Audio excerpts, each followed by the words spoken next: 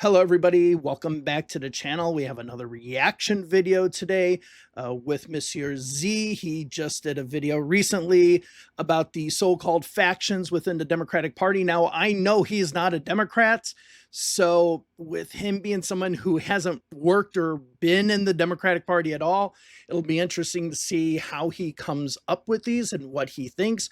I worked in the Democratic Party from 1991 to 2019, and I can pretty much say I've been in every single faction of what I would consider part of the Democratic Party. So let's go ahead and take a look at his video. Now, on top of that as well, I was gone for a couple of weeks. I took a vacation, removed myself from YouTube and everything. So I have not uploaded anything on this channel or my election history channel, but now I'm back. I'm going to get 2 videos a week on this channel. Remember to subscribe. We're halfway to monetization for subscribers and almost halfway there on watch hours. So please share the video, tell your friends. If you're on Reddit, you're on anything else, please go ahead and share this. Let's go ahead and build this community. So with that being the case, let's go to today's video. The Democratic Party in America is not a monolithic movement. It is an amalgamation of several competing visions, and with the Democrats in a state of flux, figuring out who and what they are, we need to wonder, what are the moving parts of the party right now? What do they believe in? Which of them is going to end up on top? Now, we've covered the factions of the GOP before, and unlike the Republicans whose internal divisions mostly revolve around 4 broad ideological foundations, Democrats break apart differently. At their core, I think there are only 2 major visions in the Democratic Party, and once you see them, the way the Democrats are suddenly starts making sense. I would say that, okay, I would say there are 2. Now, as somebody who was involved with Democratic Party politics for decades, right? I would say there is an establishment wing and there is a non-establishment wing.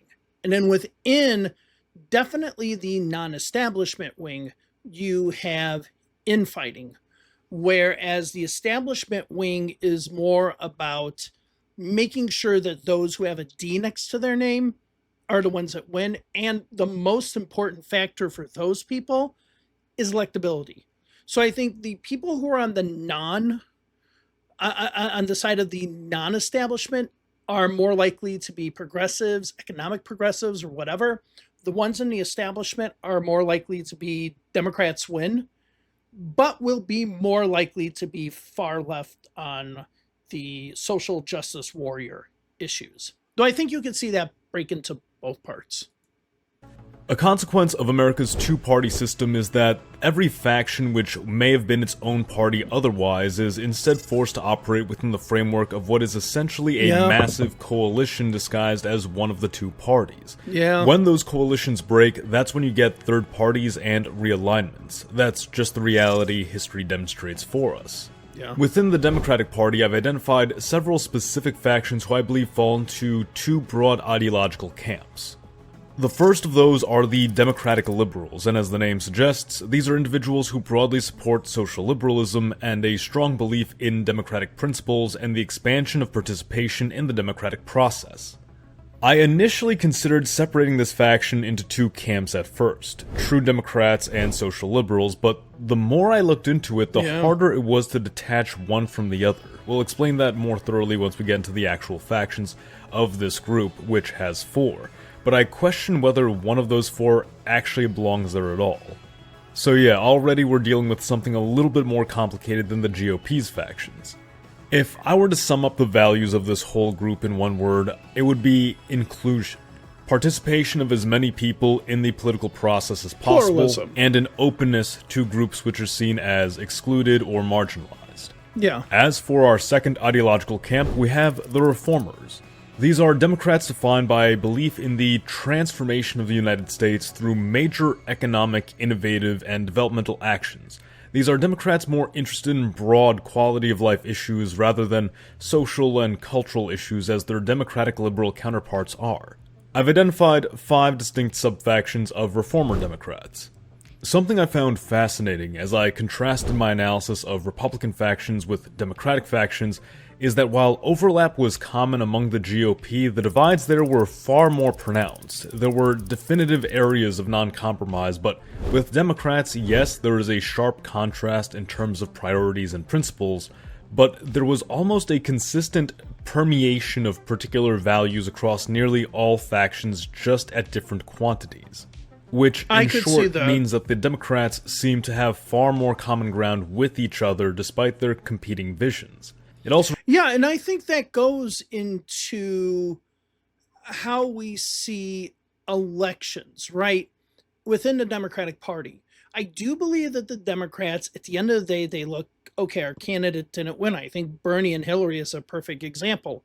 Over on my election history channel, I talked about how the Bernie people going over to Hillary is a complete myth. More Hillary people went over to McCain in 2008 than Bernie people went over to Trump in 2016. Just a pure fact. It's pure fact borne out by statistics. Anyway, that being the case, we do see that a lot of Democrats will stick with the Democratic candidates. The Republicans, on the other hand, I would say are more work together to defeat the Democrats than they necessarily, agree with each other. And I think with even progressives and with the establishment, even with those focused on economics versus those who focus on social issues, there is like the sense of equality. Now, our ideas, and I say our ideas, I find myself in where he's going to probably say the reformers are. I find myself in that group. How we determine that equality can be different, but it is equality at the end, I think. So that's where I do think the Democrats are a little bit more cohesive. It reminded me of this old meme that was circulating around a while back. Now, I'm sure you guys want me to get to the video, but first we need to thank today's sponsor, Incogni. Politicians aren't the only ones after your data. Use my code Monsieur at the link below to get 60% off an annual plan at incogni.com/MonsieurZ. Beginning with our Democratic Liberal factions, we have the Liberals. The Liberal faction of the Democratic Party encompasses the institutional, socially liberal, and firmly pro-democracy wing of the party. Characteristically idealistic and committed to principles of egalitarianism and representation, the Liberals are Whiggish in their opposition to overreaching executive action, favoring democratic consensus in the legislative branch. Generally supportive of the welfare state and its gradual expansion, Liberals aim for a government which nurtures and provides without drifting into the private lives of citizens, unless, of course, there is a sense that the government must step in to provide protection, such as in the case of the COVID pandemic or when it comes to gun violence. Liberals aren't necessarily hostile to the free market, but certainly skeptical and voice strong support for business regulation. Of course, it is among this crowd that you see the most resounding support for marginalized groups from the LGBT to minority communities, all of this falling within their firm socially liberal and egalitarian worldview. The liberal faction is predominantly of middle to upper class, millennial to... I absolutely agree with this assessment. Absolutely. When I saw low interventionism, I was thinking that he was talking about military foreign policy, which I would argue that the liberals are very much, the institutional liberals are very much the opposite. But I think this is actually a spot-on description. Gen X, college-educated, religiously diverse with strong support among mainline Protestants, and are concentrated in urban and suburban communities. The mainline Protestantism is an interesting find because it does ultimately circle around to where a lot of these values emerged in the first place, from the social gospel movement, something which has made a slight resurgence with mainline liberals like James Tallarico. Yeah. With their eyes turned to the international stage, neoliberals or Clintonites or third wayers, while they share a fair deal with liberals, tone down their domestic voice in the name of strengthening a global democratic order. Though they retain a general support for welfare policies, the third wayers are markedly more supportive of capitalist and free market economics than their liberal counterparts, seeing a free market system as essential to propagating democratic values abroad. So I think what he's saying is that original group that he talked about were more kind of your traditional Michael Dukakis, Walter Mondale type of liberals, I think. Because then you got to remember the DLC comes in, the progressive. It's weird because the DLC was an organization that pushed people like Bill Clinton, Al Gore, Dick Gephardt, and a bunch of other people as well. You had the DLC. They had a think tank. The think tank was called the Progressive Policy Institute. I know, ironic, right? Because they weren't progressive at all. They were kind of the other way, but they tried to make progressivism seem as third way ideas or new democratic ways were the progressive way. So it was they were trying to redefine what progressive was. But you got to remember at this time when the third wayers came in, the word liberal was a bad word. Like it was, I don't want to say it was a slur, but it was something that had negative connotation to it during the, definitely during the 80s. It started wearing off in the 90s. And the third wayers kind of became that bridge between, if you take the Reagan conservatives or the Reagan Democrats, if you really want to talk about it, and who the liberals are. The third wayers became that bridge between them. So yeah, he's on with this one. And something they're content to fulfill via a strong executive or a captured legislature. As you might imagine, Clintonites also tend to be less enthusiastic about expanding the domain of the federal government domestically, but are perfectly willing to deepen foreign alliances, increase involvement in international projects, and commit to long-term foreign investment. Okay, so this is where I was thinking before when I mentioned interventionism. I was thinking that I didn't think he was going to be putting the third wayers in there. That makes sense because you got to realize with the traditional liberal Democrats, well, I don't know. There was a split, right? If we go back to 1968, you had the very pro-war Democrats and you had the very anti-war Democrats. And as a matter of fact, Hubert Humphrey was this interesting person. He had to be pro-war to win the nomination in 68, but as soon as he won the nomination, he took a sharp turn against the war. One of the biggest flip-flops, I would say, that there was. And it could have been something that actually cost him the election. As much as we want to talk about how the Vietnam War was unpopular, there was a big chunk of voters who still thought it was the right thing to do, all the way into 1975 when we had the fall of Saigon. Okay, same thing with Watergate. There's still people years later that said Nixon was a victim, like J.D. Vance. Now, this faction in particular has had a bad reputation when it comes to privacy. While the GOP is often associated with the Patriot Act, the Third Way faction was more than supportive of foreign data sharing, including with non-government organizations and corporations. Alright, real quick before we get to the next faction, the demographics of the neoliberals reflect this more capitalist and internationalist mindset, as while despite falling within the same millennial and Gen X bracket, the neoliberals generally rank in the upper class, receive higher levels of education, live in wealthier suburban communities, and interestingly enough, are more secular than their liberal non-interventionist counterparts. The Blue Dogs are an interesting faction, characterized by their more socially and economically conservative beliefs. Now, I would argue that the traditional Blue Dogs, if you want to talk about the Blue Dog Coalition created in the early 1990s with Charlie Stenholm, John Tanner, Gene Taylor, Sanford Bishop, probably is still a member. He was one of the founding members. You even had people like Bill Orton. You had a number of people who were mostly conservative Southern Democrats. And we're not talking about like middle of the road. We're talking about conservative, maybe a little bit more liberal on, well, see, this is where it gets a little bit interesting. Before the Blue Dog Coalition, you had a lot of Dixiecrats who were very socially conservative, but were very progressive when it came to fiscal issues and spending issues.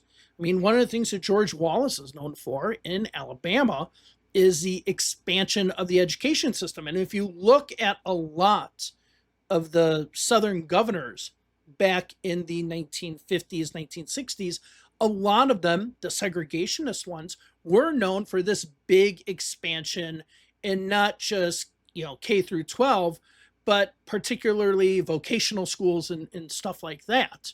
So there was a spending aspect to it. When we get into the Blue Dogs, and the whole idea about the Blue Dogs is, we were yellow dogs, but we held our breath, so we're blue in the face. That's where the Blue Dog Coalition or the Blue Dog name comes from. It really was conservative because you did have a lot of them who were economic conservatives.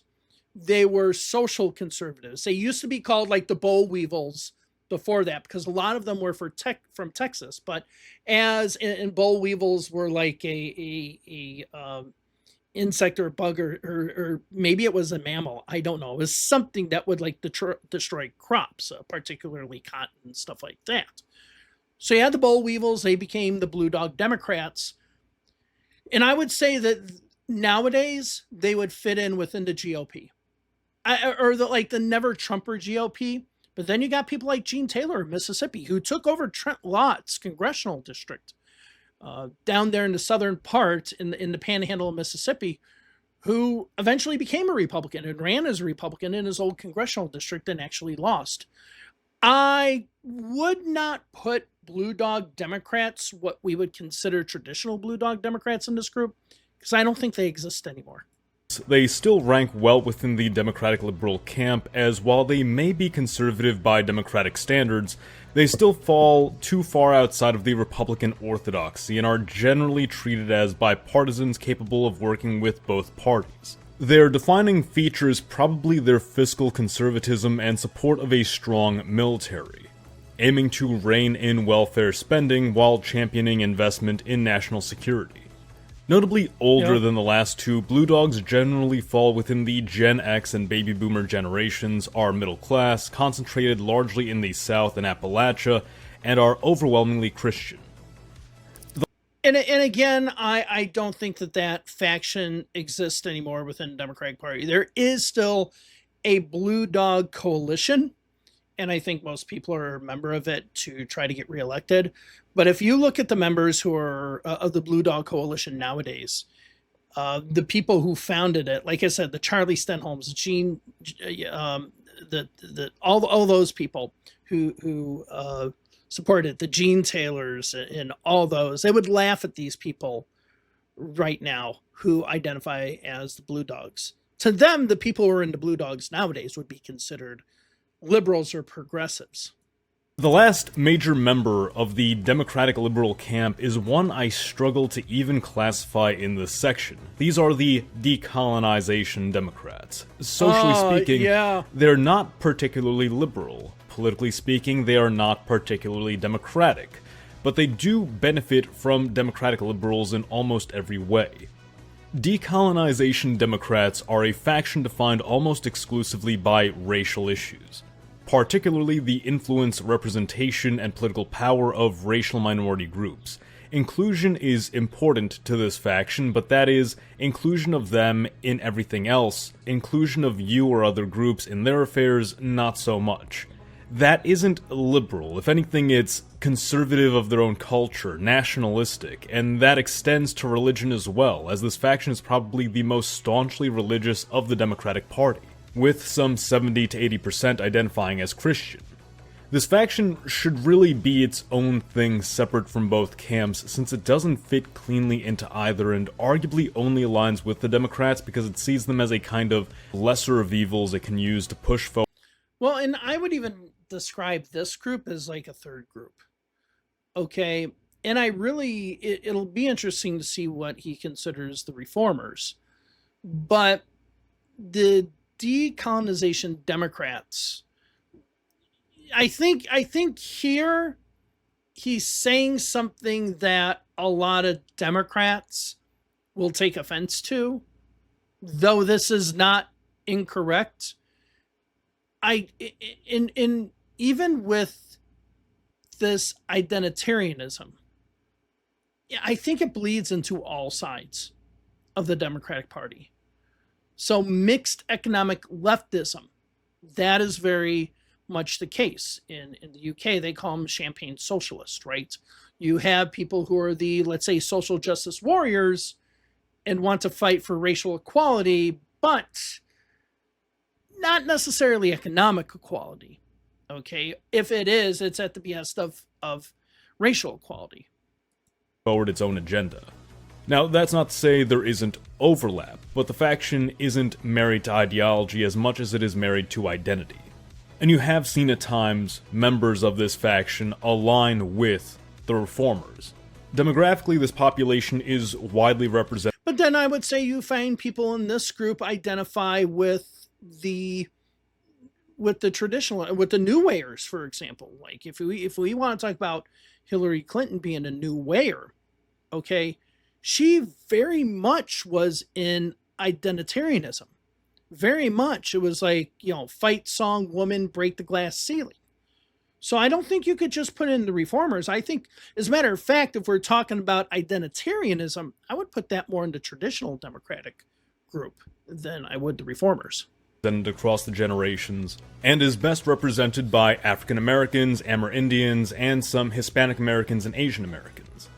Now we move into the reformers, and the first of our reformer groups is actually a direct evolution of the liberal group, the Abundance Democrats, though largely sharing the social views of their liberal predecessors, put a much higher emphasis on economic and technological transformation, particularly through deregulation, cutting of red tape, and investment in R&D. Not to mention a reimagining of zoning regulations, a type of supply-side progressivism, as some have called it, which aims to dramatically increase the supply and efficiency of goods, services, and resources to solve issues of housing, energy, healthcare, and more. They are firm believers in democratic institutions. The abundance advocates are deeply skeptical of what they perceive as a weak and risk-averse regulatory camp on one side of their party and a radically authoritarian socialist camp on the other side of their party. Their answer to rising economic concerns and diminishing public satisfaction is to utilize government power not to restrict or redistribute, but to build out, to invest in more infrastructure, to experiment with new technologies, to open the door to unorthodox living solutions.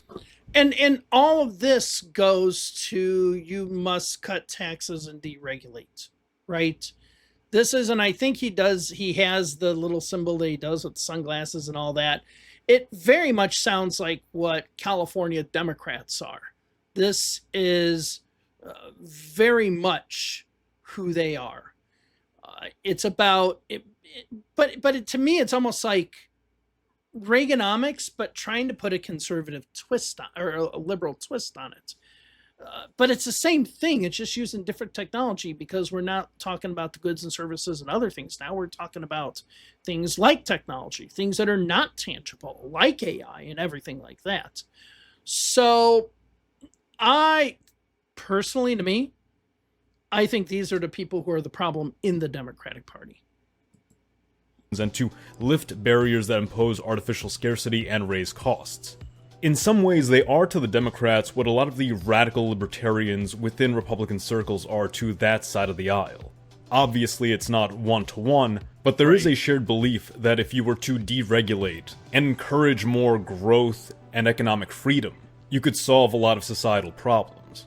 Naturally, this ideological alignment shifts the abundance crowd away from more liberal positions of environmentalism and business skepticism, though the focus isn't business for business's sake, as is sometimes seen in Republican factions. But then I would say in this group, how do you really differentiate them between, let's say, the New Wayers and the way they approach things, and even a little bit the Blue Dogs and the abundance advocates? To me, they seem very much in the same camp. Rather, it's using business as a tool to benefit the working class. It's almost technocratic in that sense, something bolstered by its strong belief in economic and technological efficiency. Abundance Democrats are our youngest group yet, largely comprised of millennials and Gen Z living in tech-heavy cities, belonging to the upper middle class, overwhelmingly of secular white or Asian backgrounds, and being well educated in STEM fields specifically. Older but more widely represented across the generations is the labor left, concentrated in the Midwest and Northeast, As the name suggests, labor policy stands at the forefront of this faction, specifically the revitalization of America's manufacturing sector and the securing of fair wages, union rights, and workers' protections. The labor left is distinctly not socially liberal, standing as one of the more socially conservative Democratic factions, but finds a home. And this is where I think you would consider your Reagan Democrats, Macomb County, Michigan. This would be that group. And a dying group as well. As soon as NAFTA came in and Democrats started moving away from the labor unions, the unions started moving away from them. This is a dying group that is now moving over to the MAGA side of the Republican movement. In the party through their deep ties to working class economics, envisioning a country better able to provide for itself, workers receiving a fair deal for their physical investment, and a strong domestic industrial base which is able to serve as a secure foundation for several otherwise low-opportunity communities, providing high-paying jobs, stable supply chains, and higher quality products for Americans. This was another faction that had very recognizable markings but was difficult to detach from another faction that we've saved for the end of the list. Progressives fundamentally want a government that plays a more active role in providing for public needs, raising quality of life, and keeping businesses in check. The progressives are not devout institutionalists as the liberals are, but they do still believe in the utility of the system, only that it needs serious reform and constant maintenance. As such, the purely progressive faction probably falls comfortably in the category of a social democracy movement, advocating heavily regulated markets, limited public ownership, and a robust expansion of public services and utilities. Yeah. This faction is far more receptive to strong and activist executive leadership, swift political decisions, and furthering of American independence in manufacturing, energy, and technology, standing far more skeptical of foreign affairs than many of their counterparts and preferring an inward-looking United States which prioritizes its own issues over meddling in the affairs of foreign countries. And I probably would consider myself part of this group, except for that non-interventionism part. I'm very much a hawk. And so, but everything else, I could see this, being the case. But the only thing is with these, it does, and I think he alludes to it at the beginning of the video, a lot of these groups just kind of somewhat in some way bleed into one another. And I think that's the case, because I look at each one of those and I go, well, what about here? What about there? Where can, so on and so forth. I do see where these groups can link up and have a commonality when it comes to an overall goal of having some equality. But again, like I said, based on what you deem that equality to be. Important to note that, by and large, this scaling and regulating takes the form of public-private cooperation, government and business working in tandem as opposed to government unilaterally seizing or nationalizing productive industries. Climate policy is of major importance to this faction, seeing climate change as the foremost existential threat to not only the United States, but the world at large. That being said, economic policy and quality of life reform still take priority. Yeah. Beyond this, progressives are also strong advocates for criminal justice reform, developing a system which emphasizes rehabilitation over punishment and takes into consideration various life circumstances. I would say, with the exception of the new Wayers, almost all Democrats fall into that category now, while evaluating criminal cases to identify what kind of rehabilitation or punishment is necessary. Demographically, this movement is also quite young, being composed of Zoomers and Millennials, with a few Gen Xers mixed in as well, largely middle class, exceptionally diverse in their ethnic and I disagree with that too, because I know a number of boomers, like actual baby boomers, who are Bernie Sanders supporters. You go to a Bernie Sanders event, there are a lot of older people in the crowd. Okay, so I disagree with that. I do think progressivism kind of spans the political or the generational spectrum. Religious background, college educated, and concentrated in cities and college towns. The Greens share much with the progressives, but place climate and environmental policy at their forefront. Most interestingly about the Greens is their demographic composition, virtually identical to the progressives, except that they are overwhelmingly Anglo-American. concentrated in New England and the Pacific Northwest, and religiously more secular or broadly spiritual in their faith. In terms of policy, their I don't think they're okay. I could see the Pacific Northwest. I don't see New England though. I don't see New England at all. No. In fact, this is a group I think you could have just wrapped in with the progressives. Because if we go back to what the progressives were about, it really was democratic socialism or social democracy. Let's see if he actually identifies what democratic socialism is, because it is a misnomer. The idea of social democracy is that the government provides goods and services, stuff like that. Democratic socialism is actually the idea of the workers taking over the means of production, but then everything that is done with that means of production is done so in a democratic way. Very much like, let's say, a co-op, right? Where the workers and the members run the store, and then there's a vote on how everything goes forward. That's really what democratic socialism is.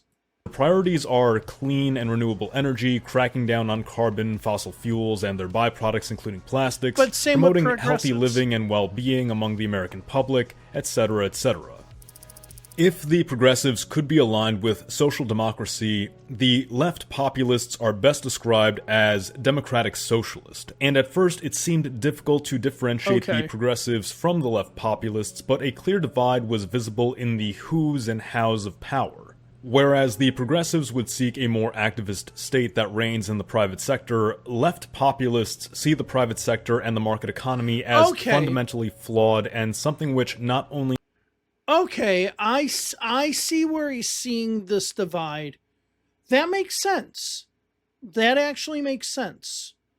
Because now if I'm going to reevaluate myself, I would put myself in the left populist, right? A very skeptical person of the system that we have today. Again, not 100% in there, but definitely in this group more. needs to be made subservient to the state, but reimagined entirely. The progressives would say, use government to make business act responsibly for the country. The left populist would say, if the business fails to meet the needs of the public, nationalize that business and have government run it. It may be fair to say I don't think so. I think that I disagree with. I think left populists would say if that, because this comes back to ultimate capitalism, right? The problem is the bailout. I think a lot of people would say if that company fails, it fails, right? And that's how it should be. So I don't think that there's necessarily a nationalization aspect of it. Maybe with resources and large companies like auto manufacturers, banking, something like that. But if you are a large agricultural company and you flounder, I think they look at it as you failed, you go under. And even with the banks, let's be honest, with the banks, the left populists would say, let the banks, crash. Maybe government control, but yeah, I don't think it's as defined. say that the left populists are a more radical strain of progressivism, but they do have their own ideology and their own end goals. Progressivism is pragmatic in that sense. Left populism is ideological. It fundamentally opposes individualism, free market principles, and it opposes a key component of progressivism, the economic institution. A progressive would say this can be fixed. A left populist would say the economic model is the problem. And the solution they propose is a democratization of the economy, public ownership, worker ownership, state ownership. It's a difference that's difficult to observe clearly because so often left populists and progressives I think he's leaning way too much into the state ownership. I don't think it's the way. I think this might be where he wants to, twist it a little bit. Most of the left populists that I know, and I am in that group myself, now that I see what groups he's creating here, there isn't a talk about the workers taking over the means of production. Even Bernie Sanders says that. So I think he's focusing way too much on state control. And that's where the problem is. I don't think that left populists are as much into state control as much as extreme, and I agree with this, extreme regulation, so that corporations have to work within rules. Progressives work hand in hand, and that makes sense. They are attempting to shift the conversation in the Democratic Party toward economic reform, and until they actually achieve that or come closer to their goals, they will likely be in agreement 75% of the time. Demographically, this is the youngest faction of the Democratic Party, ranging the youngest segment of Generation Z to millennials, ranking among the lower middle class, and heavily concentrated in America's largest cities. The Democratic Party is... Okay, well then where is Bernie Sanders? If you're going to say, and I do believe that he doesn't have, and I guess this is the end of the video right now because we only got a few minutes, so we'll go ahead and end right now, is that it's overall, I think it's good. I think it breaks it down in a simplistic way, but I think he's trying, there's too many overlaps. I think within the Democratic Party, you do have so many people that don't agree with one another. You know, the reason why the famous line, I don't belong to any political organization, I'm a Democrat, that has been true for now 100 years or maybe even more. There's an attempt here to try to make this, put it into nice little groups. I don't think you can. And again, like the last group, he said it was the youngest, though one of the oldest U.S. senators that we have would be part of that group.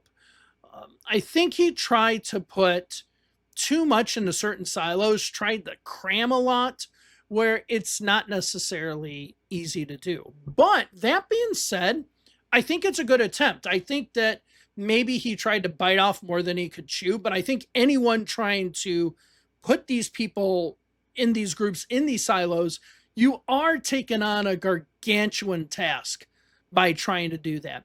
I would have liked to have seen more data. I would have liked to have seen, besides this is what I think, kind of data showing that this is the situation. You say that this is the youngest or the oldest or whatever groups.